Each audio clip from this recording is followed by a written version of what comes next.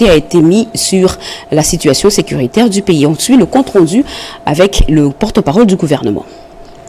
La communication du président de la République lue par la première ministre chef du gouvernement a porté sur un seul point, à savoir du respect de la suspension des exportations et des mesures réglementaires d'encadrement de la commercialisation du cobalt et d'assainissement de sa chaîne d'approvisionnement. Le président de la République a rappelé que le 22 février 2025, après une évaluation approfondie du marché du cobalt, dont notre pays est l'un des principaux producteurs, l'Autorité des régulations et des contrôles de marché des substances minérales stratégiques ARECOMS a annoncé une série de mesures visant à rétablir l'ordre et à garantir une gestion optimale de cette ressource stratégique.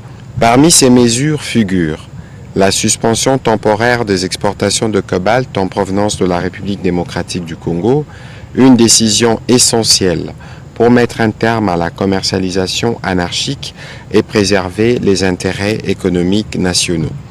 Cette mesure figure parmi tant d'autres déjà évoquées lors de la 35e réunion ordinaire du Conseil des ministres du 14 mars 2025, traduisent la volonté du gouvernement de restaurer l'intégrité et la souveraineté de notre secteur minier. Le président de la République a noté avec satisfaction une amélioration notable des cours du cobalt qui, depuis l'application de la suspension, ont enregistré une hausse de plus de 50%, passant de 21 150 à 33 300 $ américains.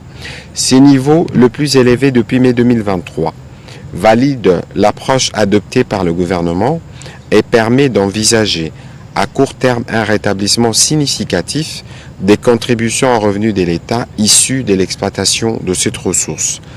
Plus encore, a-t-il souligné, cette dynamique ouvre la voie à une transformation locale accrue, réduisant notre dépendance aux exportations brutes et favorisant la création d'une chaîne des valeurs à haute valeur ajoutée au sein de notre économie. Campagne nationale congolais Téléma, la chef du gouvernement Judith Suminwa est arrivée aujourd'hui à Kenge dans le Kwango après son passage à Kikwit. Sur place à Kenge, la première ministre s'est adressée à la population lors d'un grand rassemblement. Chez Mendondo. Biso gouvernement de l'OBI, il faut biso surtout au Téléma. Kotelema yango eza ya yango ya kozala biso surtout mobiliser. Il faut le non, N-O-N, non à l'envahisseur, non à la division de la République démocratique du Congo. N-O-N, non à la balkanisation du pays. Bisotoni, RDC, Salabo. Yamwana, Bisonio, surtout de Toza Aon. Soki Torini. RDC Salabomoko, il faut tous na bolingo, na biso, entre biso nyonso tout, et puis il faut tous la bolingo ya mboka. Bongo tous a besoin de violence, mon côté.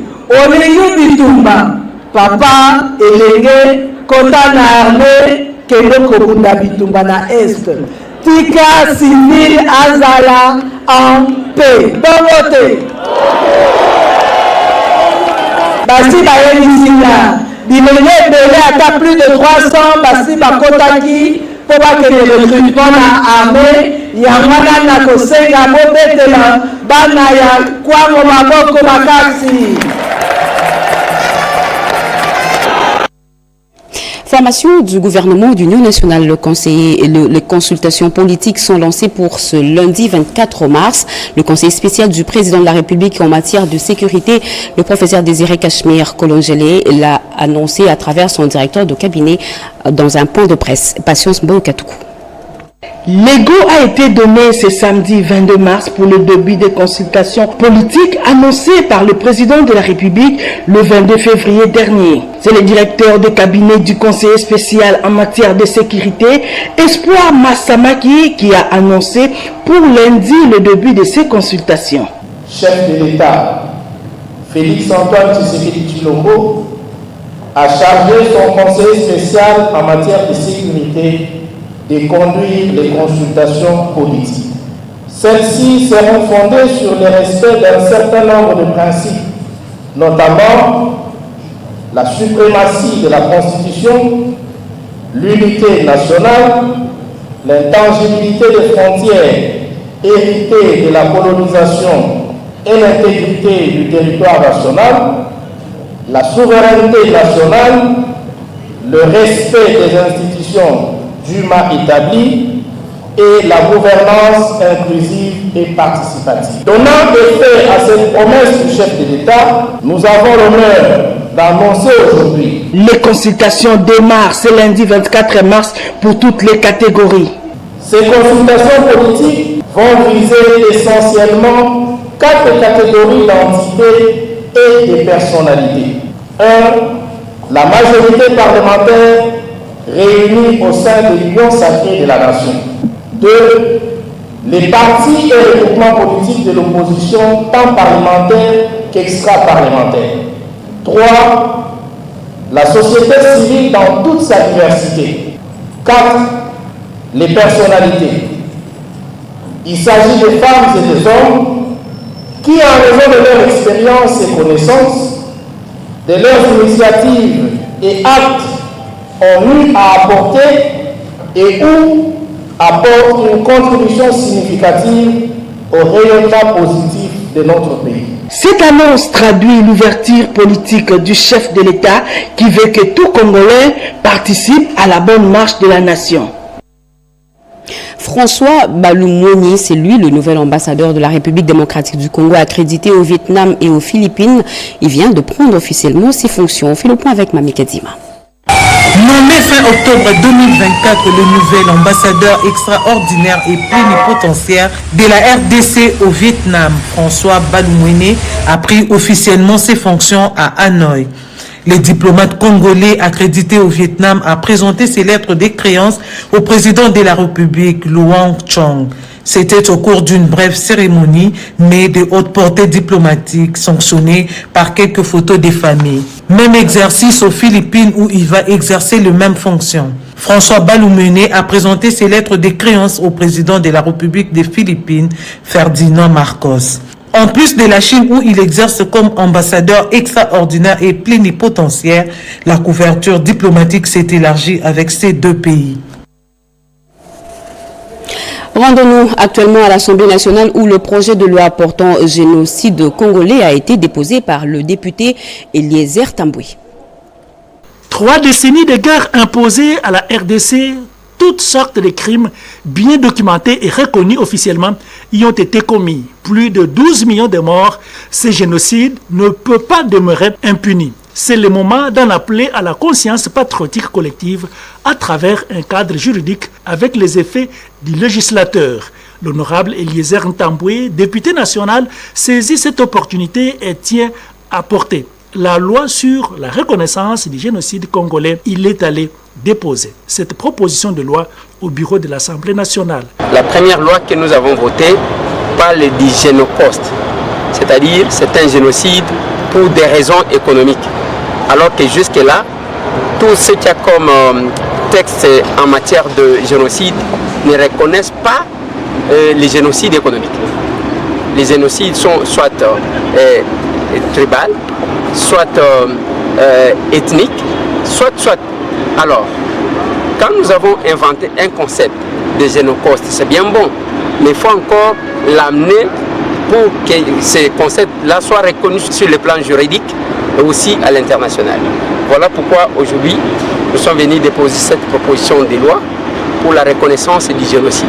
Un bon enseignant, Eliezer Tamboué, invite les patriotes à soutenir le président de la République, Félix Tshisekedi, et toutes les institutions établies du pays. Malheur aux pays par lesquels les mal arrivent au Congo. En sport, les journalistes se sont retrouvés autour du ministre de la Communication et des Médias, Patrick Mouyaya, pour évaluer les prestations des uns et des autres lors de la retransmission en direct du match RDC-Soudan. Regardez. Toutes les parties prenantes à la retransmission en direct du match opposant les Léopards de la RDC et le Soudan du Sud étaient autour du ministre de la Communication et Médias, Patrick Mouyaya, pour une séance d'évaluation du travail abattu et tirer les conséquences qui s'imposent. Présent à cette rencontre, la Radio-Télévision nationale congolaise, la Fédération congolaise de football et associations, les agences de presse Chris Production et MMS. À l'issue de cette rencontre, toutes les délégations ont reconnu que les responsabilités sont partagées et que pareil désagrément ne se reproduira plus. Voilà, nous sommes retrouvés autour du ministre, la FECOFA, MMS qui représente les intérêts de la FIFA, Chris Production qui a produit le match et la RTNC qui a diffusé pour évaluer ce qu'a été le match d'hier et toutes les raisons, les difficultés techniques que le match a connues.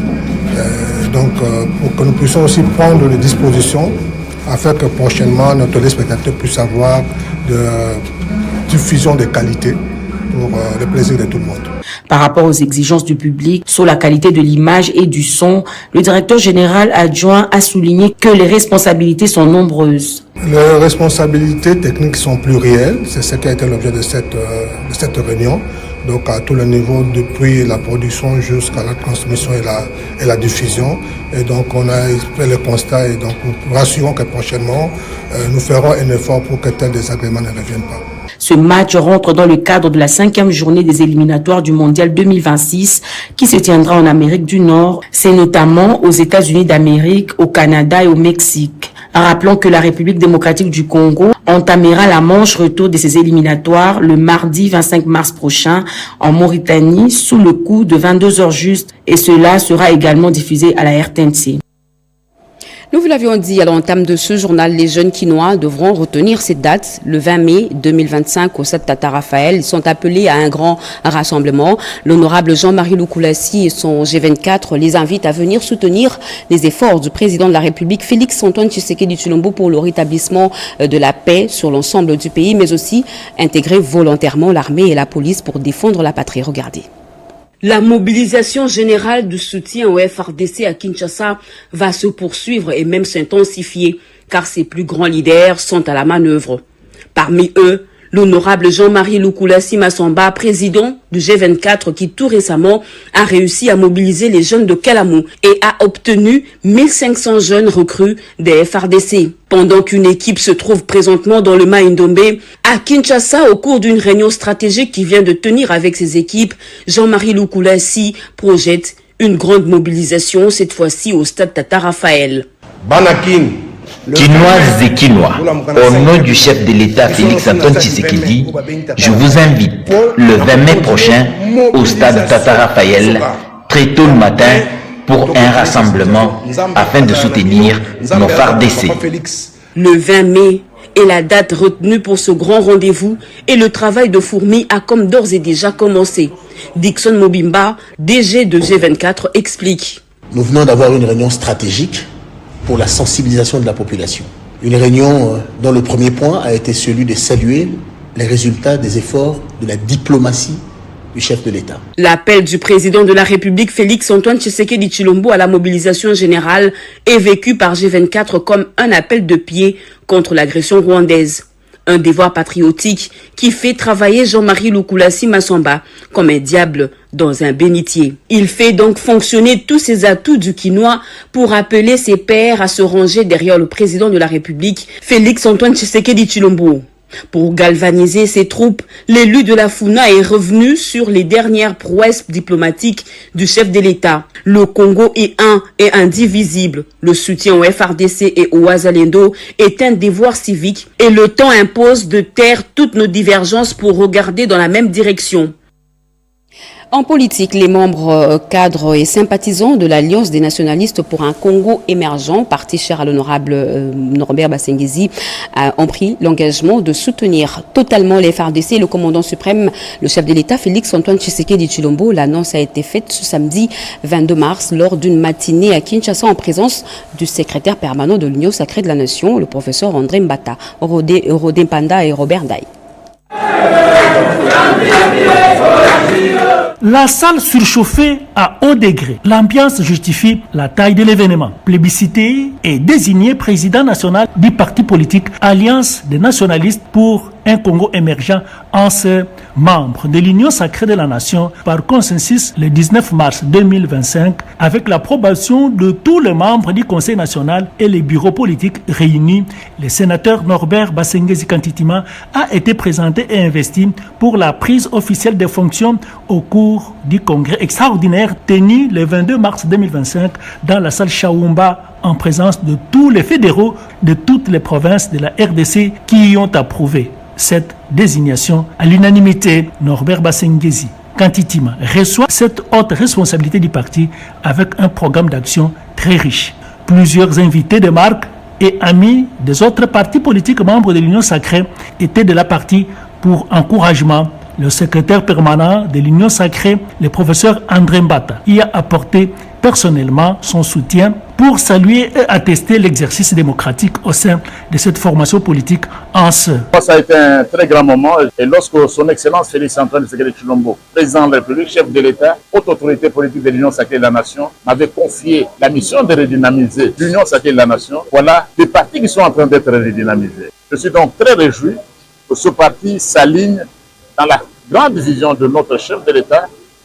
Ce parti est décidément derrière son Excellence Félix Antoine Tshisekedi Tshilombo. Je l'ai appris et je tiens à le féliciter. On a réservé une minute de silence d'abord à mémoire de nos compatriotes qui sont victimes de l'agression de cet État voyou qu'on appelle le Rwanda. Donc, à nos compatriotes qui sont à l'Est et qui ont été représentés ici, nous disons, le président de la République, Félix Antoine Tshisekedi Tshilombo, n'abandonnera pas. Avant l'investiture, le président intérimaire de Hans Marongi a eu le privilège de présenter les rapports synthèse du fonctionnement du parti et les activités réalisées en 3 ans d'existence.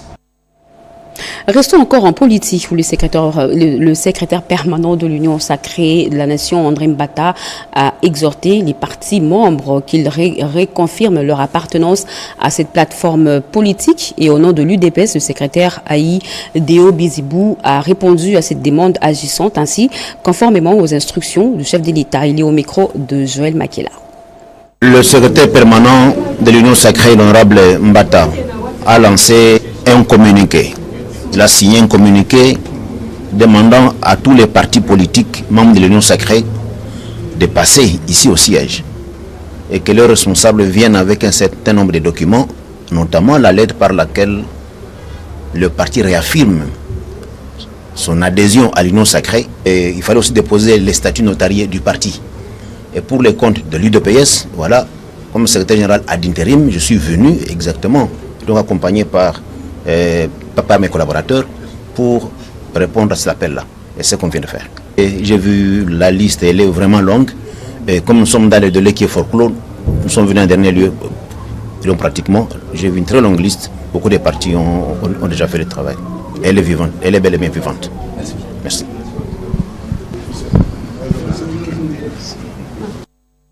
Parlant des femmes, le collectif des femmes congolaises vivant aux États-Unis ont manifesté devant les sièges des Nations Unies à New York pour exprimer leur ras-le-bol face à l'agression rwandaise sur notre sol. Jean-Pierre Ndolo-Demazou.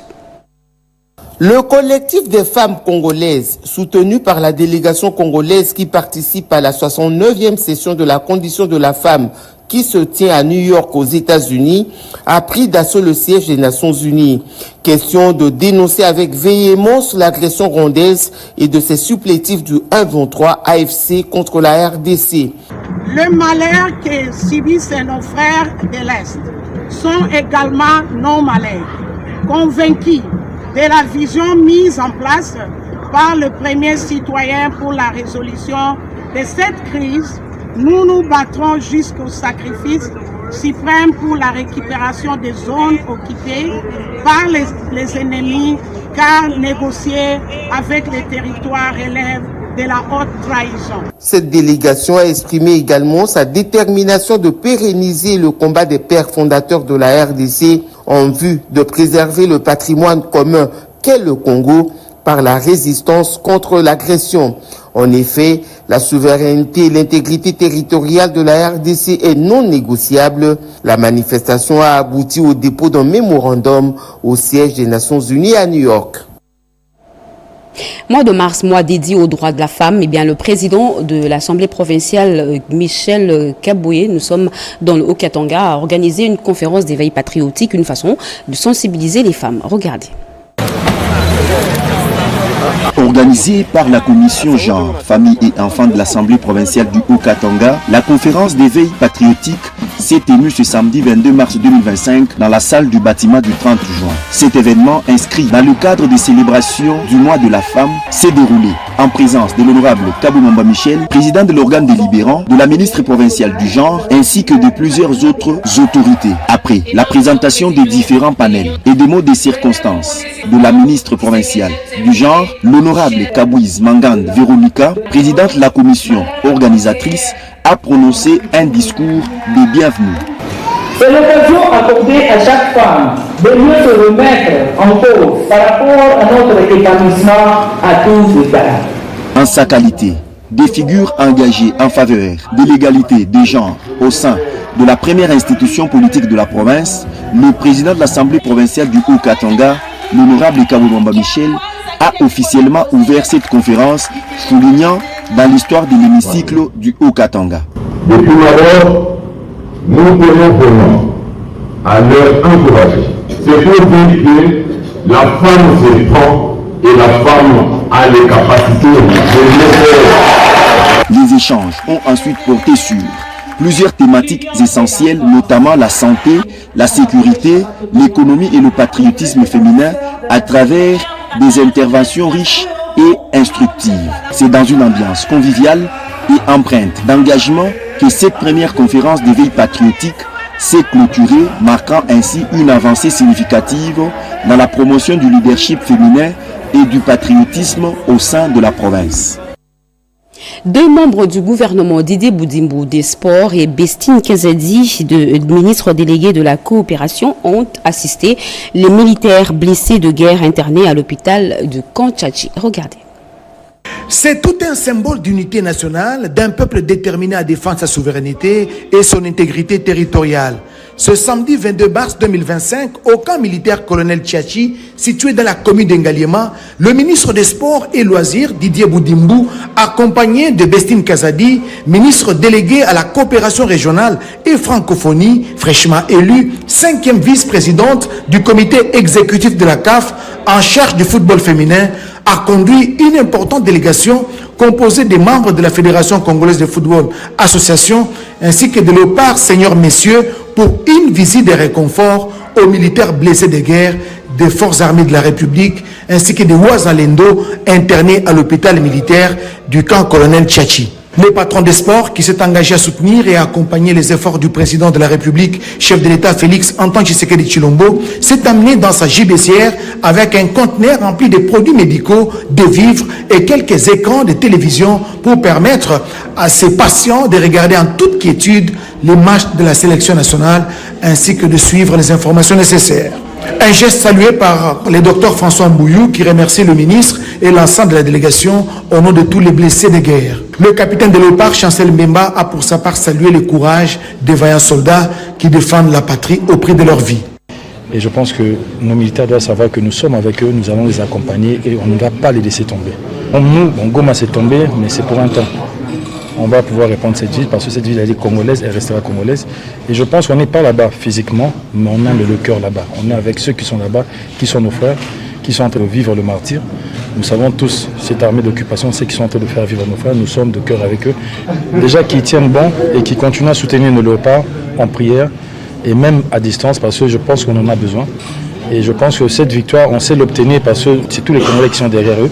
Et quand les Congolais sont derrière eux, ils se sentent plus forts, ils arrivent à atteindre le résultat. Répondant au sursaut patriotique et à l'appel lancé par le chef de l'État Félix Antoine Tshisekedi Tshilombo, Didier Boudimbo poursuit donc avec son activisme à soutenir sans relâche et à encourager les efforts des FARDC qui défendent la cause du pays.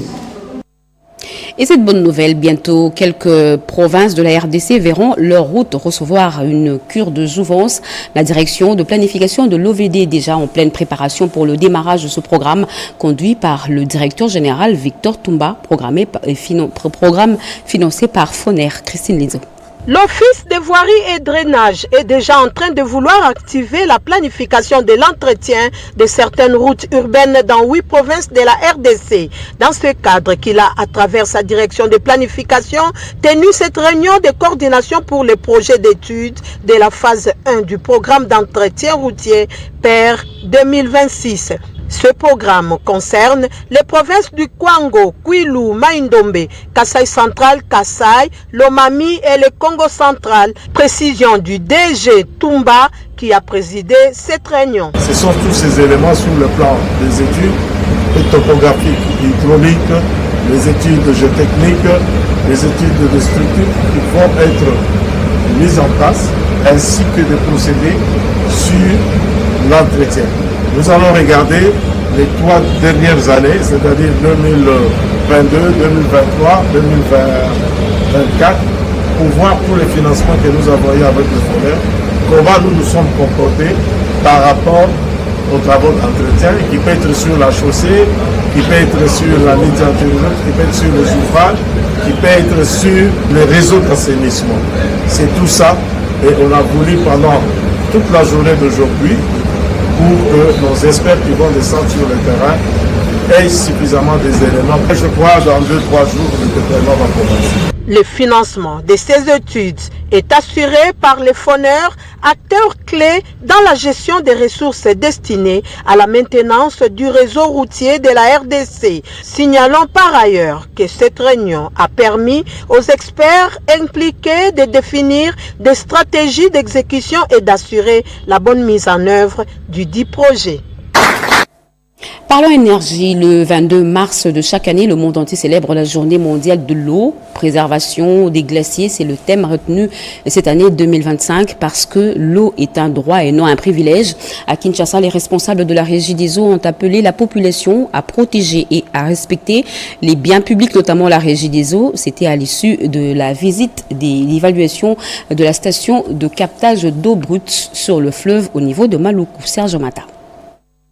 Jusqu'à ces jours, une grande partie de cette carrière d'une importance capitale reste toujours occupée par une entreprise chinoise Sipor SRL et ses partenaires soucieuses de répondre aux attentes de sa clientèle et aux objectifs qui lui sont assignés. Une délégation des responsables de cette entreprise du portefeuille de l'État s'est rendue sur les sites de la sablière de Maluku. La Régie des eaux a tous les documents pour certifier les types de propriétés qu'il a sur cette carrière. Il y a eu beaucoup de péripéties en justice avec des gens qui ont tenté de spolier cette carrière, de s'en approprier d'une manière ou d'une autre. Alors nous disons, ce qui appartient à l'État, nous avons l'obligation de protéger. La carrière de Maluku, ce n'est pas pour nous seulement, mais c'est pour la population et les générations futures. Et nous sommes en train de construire des usines, on a besoin de la masse filtrante. Et c'est cette masse filtrante qui nous aide à filtrer l'eau. Lors de cette visite, nos efforts et tentatives d'avoir la version des faits de l'entreprise chinoise Sipor SRL et ses partenaires sont restés malheureusement sans succès. Cap a été ensuite mis à la station de captage et pompage d'eau brute sur les fleuves, tout comme à l'usine de traitement d'eau de Maluku, d'une capacité de production de 4500 mètres cubes d'eau par jour. Il a été question pour ces délégations de s'imprégner des difficultés rencontrées et d'envisager d'autres possibilités. Pour lutter contre la pénurie d'eau potable dans plusieurs quartiers de Maluku, la Régie des ESA compte construire dans les prochains jours une grande usine de traitement d'eau potable dans cette partie de la ville. Après cette étape, la même délégation est allée visiter les terrains disponibilisés par l'Agence des zones économiques spéciales, où est prévue la construction dans les prochains jours par la Régie des ESA d'une grande usine de production de tuyaux et autres accessoires de plomberie. La SNEL spoliée, elle lance un cri d'alarme et appelle les autorités à l'action. Son site de Kingatoko, dans le territoire de Kesangulu, nous sommes dans la province du Congo central, destiné à recevoir un poste, a été transformé en cimetière. Incroyable mais vrai. Edith Chala. Ce sont 10 hectares achetés par SNEL SA en prévision de la construction d'un poste à Kingatoko. L'autorité coutumière et l'administrateur du territoire ont choisi d'installer un cimetière sur les sites. Avec le besoin de Kinshasa en énergie électrique, l'urgence qu'il y a de rendre disponible ce site, la Société nationale d'électricité a dépêché une délégation sur place pour évaluer la situation en tenant compte que sur ces lieux, des études techniques et environnementales ont déjà été menées. Le gouverneur de la province du Congo central, Grace Bilolo, est vivement interpellé ici à Kassangoulou pour une réponse efficace à cette problématique.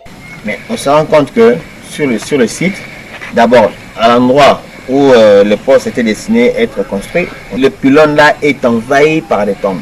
Là maintenant, comme ils ont envahi les pylônes, maintenant ils suivent la ligne, alors qu'ils devaient respecter 25 mètres de servitude de part et d'autre. Après ici, nous irons voir le gouverneur du Congo central. Pour désaffecter un cimetière, il faut attendre 50 ans après le dernier corps enseveli. La SNEL doit délocaliser son site, mais qui financera les nouvelles études? La question reste sans réponse. Luano City, c'est un projet ambitieux de construction des maisons d'habitation modernes qui se réalise à Lubumbashi. Eh bien, tous les actionnaires se sont réunis en assemblée générale, question de faire le point et de fixer les nouvelles perspectives. Edith Chala. Il s'est tenu mardi 18 mars 2025 l'assemblée générale annuelle de l'association des propriétaires de Luano City, basée à Lubumbashi dans le Haut-Katanga. Dirigé par le président du conseil d'administration, l'honorable Jethro Muyombi, plusieurs points étaient inscrits à l'ordre du jour, tous concourant au bien-être de celles et ceux qui ont choisi Luano City comme leur lieu de vie et d'activité. C'est-à-dire tous ceux-là qui ont choisi ces sites de Luano City pour y habiter, pour y passer leurs activités, pouvaient se réunir pour évaluer l'investissement qui vient de Luano Grande Propriété, dont Personas est le bailleur des fonds, avec la société Luano Grande Propriété qui développe ces sites de Luano. L'investissement immobilier, un domaine qui assure le développement d'une société, d'où l'appel du président du conseil d'administration de cette association, l'honorable Jethro Muyombi Chimbo. Tous les autres pays se sont développés à travers les sociétés immobilières. Si vous allez à Dubaï, vous en trouvez autant de sociétés immobilières qui vous sollicitent pour acheter, pour louer, ainsi de suite. De l'espace, il y en a encore à Luano City. La confirmation a été donnée sur place. Le site de Luano, qui est un site stratégiquement placé et qui ferait bonne affaire pour ceux qui veulent investir parce qu'il y a encore de l'espace. Et bien sûr, il y a beaucoup de choses déjà faites. Ceux qui ont les moyens, qui veulent rejoindre la famille Luano Grande Propriété, ils sont le bienvenu. La qualité et la confiance pour le mieux vivre. Bienvenue donc à Luano City. Air Congo met un accent particulier sur le service à bord. Eh bien, 29 hôtesses de l'air ont été formées à Addis Abeba. Elles sont revenues au pays pour mettre en pratique les enseignements reçus. La cérémonie de leur accueil a eu lieu jeudi dernier en présence de toute la hiérarchie de Air Congo. Regardez. Elles sont 29 Congolaises et viennent de terminer à Addis Abeba en Éthiopie leur formation d'hôtesse de l'air. Air Congo est résolument engagé dans la dynamique de transfert des compétences convenues dans le contrat Ethiopian Airlines, gouvernement congolais. Une compagnie aérienne qui veut proposer un service à bord de qualité. Air Congo a vu toute son équipe managériale faire le déplacement de l'aéroport de Ndjili, la symbolique étant forte pour cette compagnie à vocation internationale. En ce jour qui marque votre retour en République démocratique du Congo, par l'aéroport international de Ndjili, après votre période de formation à Addis Abeba, je tiens à vous souhaiter la bienvenue et mes sincères félicitations au nom de la société Air Congo SA. Comme vous le savez, le président de la République, son Excellence Félix Antoine Tshisekedi, a une vision qui consiste à redonner à la République démocratique du Congo sa grandeur. Et on l'a toujours dit, on ne peut pas avoir un grand pays sans une grande compagnie d'aviation. C'est déjà un symbole de fierté. Et votre tour traduit la vision durable que nous avons. Ça signifie que Air Congo prend les choses au sérieux. Air Congo planifie. Air Congo projette plutôt un avenir radieux pour notre pays. Lancé en fin d'année dernière, Air Congo élargira sa flotte d'ici juin et se propose d'attaquer le marché international les mois à venir.